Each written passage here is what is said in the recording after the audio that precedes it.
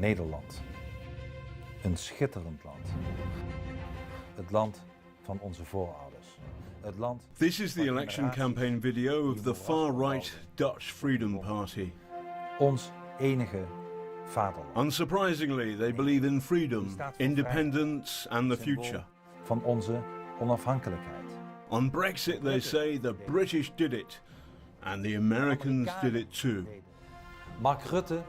Here's the party's leader and sole member, Geert Wilders. Aan het eind van deze eeuw. The map, borrowed perhaps from Dad's army, suggests that by the end of the century there will be 4 billion Africans, and many will make a beeline for the Netherlands. Wilders links refugees, especially Muslim ones, with terror attacks. Go and vote, he concludes, and make the Netherlands ours again. Dank u wel.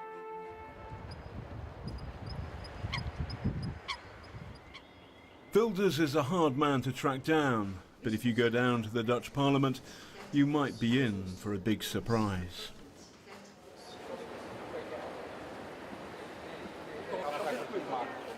We're on Wilders' watch. The great man's got to come down those stairs, through here, into the chamber, and that's our one chance to have a natter with him. Mr. Wilders, you're from BBC Newsnight.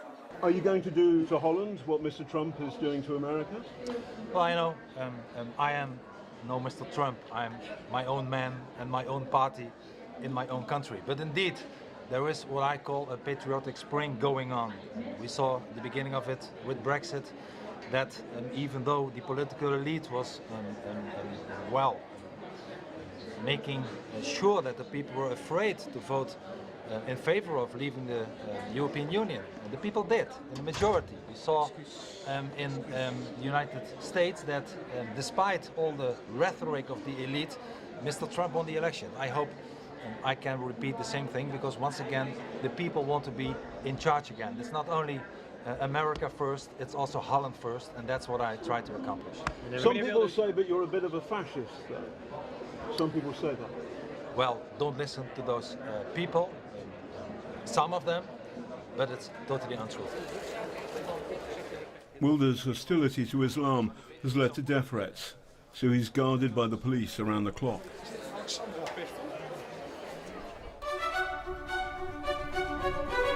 But his message strikes a chord here.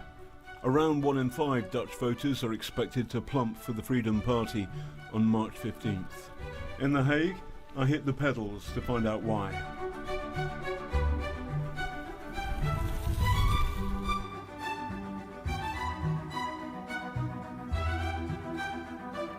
The Valentine's Day tat was out, but love was in short supply. Geert Wilders, you're going to vote for him? Yes. The blonde one? Yes. Why are you going to vote for him? Because I'm fed up with all those mumbo-jumbo talking in the government, and it doesn't work anything.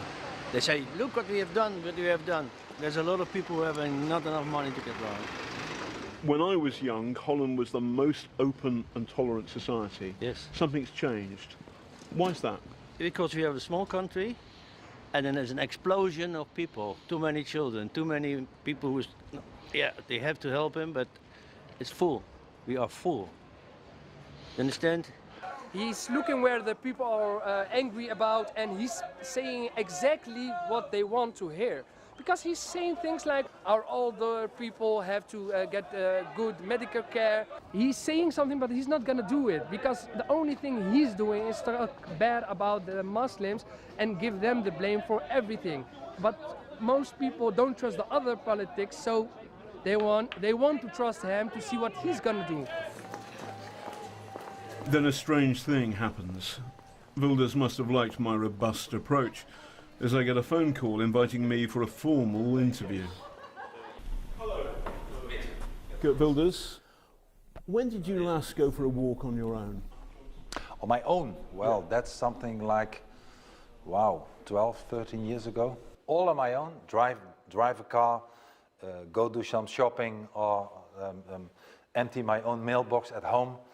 Being at my own home is more than 12 years ago, unfortunately. I'm on the death list from Well, Al-Qaeda, Taliban, many of that kind of organizations. What's the biggest cause by terror of the loss of Dutch lives in the last few years? Well, we were lucky to not have the kind of attacks that, for instance, Germany, Belgium, France, even the United Kingdom with the London attacks had. I was thinking about MH17. Sorry, there? I was thinking about MH17. MH17, yes. 193 Dutch people die. Yes. They're entirely innocent. In a civilian airliner. That's true. Shot down. Sure. And the prime suspect is Putin's Russia. Well, we have to see about that. I'm sure it has to be cleared, and I would not bet that Russia had nothing to do with that, but still, let's wait for the prosecutor who is working on it now to handle. But you could be right. I'm not ignoring that. The Russians Russians say it's the Ukrainians. Either way, 193 people die. They're Dutch, and it has got nothing whatsoever to do with Muslims. Very true. And we have to see and wait. Because I don't know. Because there are other dangers in the world, aren't there? There's North Korea, there's Putin's Russia, and there are Islamist extremists, Islamist fascists. Fortunately, so aren't you a bit obsessed with just one element of the spectrum here, which is the Muslim spectrum, while ignoring perhaps Russian fascism? I tell you, the more that we import Islam, and I'm not talking about all the people. I'm not saying once again that all the people are extremist people, but the ideology and freedom are incompatible. So we are facing an existential problem here. If we allow to open our borders, if we allow to ignore the problems that we are facing today, let alone later in the century with the demographic situation in Africa, we will cease to exist. Our values, our identity will not be taken away by the European Union only, but by the Islamization of our society. And that does not work. And I want it to be stopped. Point. So Trump has pushed America first. Yes. You have Netherlands first, America first, Germany first, yes. Russia first. Don't we go back to 1939? No, I don't think so. I think that is a fear that some politicians put into our heads, but they forget telling us that we made a kind of other totalitarian organization dominant, which is called the European Union. I just had... The European Union is totalitarian? It's totally totalitarian. You speak your mind in China and in Russia, you may end up dead. Not in Brussels, not in Strasbourg. I'm not saying it's totalitarian to all the citizens of the European Union, but it's totalitarian towards the member states. You believe in the politics of identity, don't you? Who doesn't? Well, I suppose the people who believe in liberal democracy, the idea that everybody is equal under the law. It's a different way of looking at the world. People are equal. Ideologies, values are not equal. Religions are not equal. And what I told you before, the cultural relativists, people who believe that all cultures are equal, are the proof of the biggest disease Europe faced in the last decades.